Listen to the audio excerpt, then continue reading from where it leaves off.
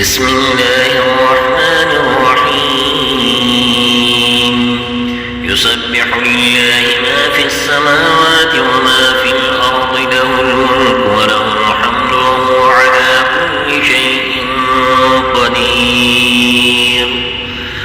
هو الذي خلقكم فمنكم كافر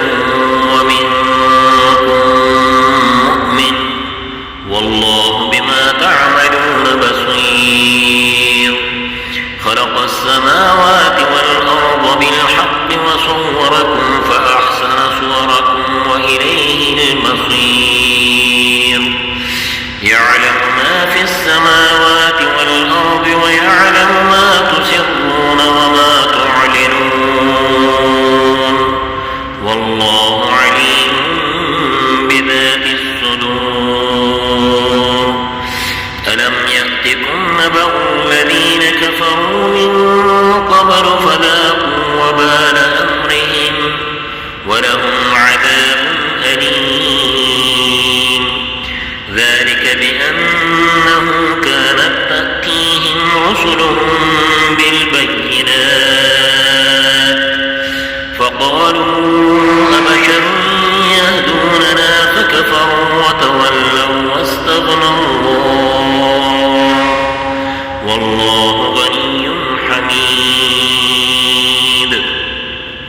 زعم الذين كفروا أن لن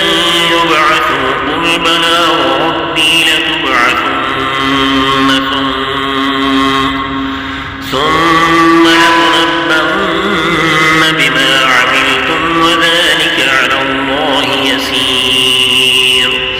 فآمنوا بالله ورسوله والنور الذي أنزلنا والله بما تعملون خبير يوم يجمعكم ليوم الجمع ذلك يوم التغابن ومن يؤمن بالله ويعمل صالحا يكفر عنه سيئاته ويدخله جنات تجري من تحتها الأنهار خالدين فيها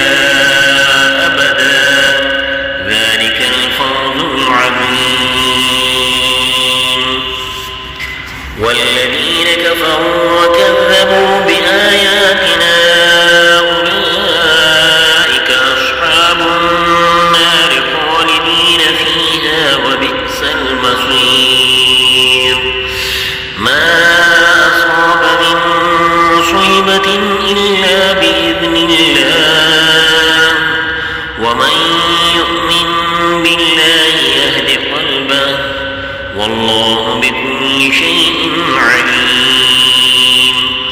وأطيعوا الله وأطيعوا الرسول فإن توليتم فإنما على رسولنا البلاغ المبين الله لا إله إلا هو وعلى الله فليتوكل المؤمنون يا أيها الذين آمنوا إن من أزواجكم وأولادكم عدوا لكم فاحذروهم وإن تعفوا وتصفحوا وتغفروا فإن الله غفور رحيم إنما أموالكم وأولادكم فتنة والله عنده أجر عظيم فاتقوا الله ما استطعتم واسمعوا وأطيعوا وأنفقوا خيرا لأنفسكم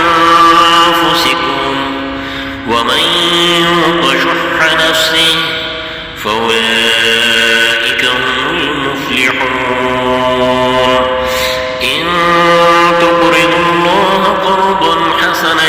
يضاعفه لكم ويغفر لكم والله شكور حليم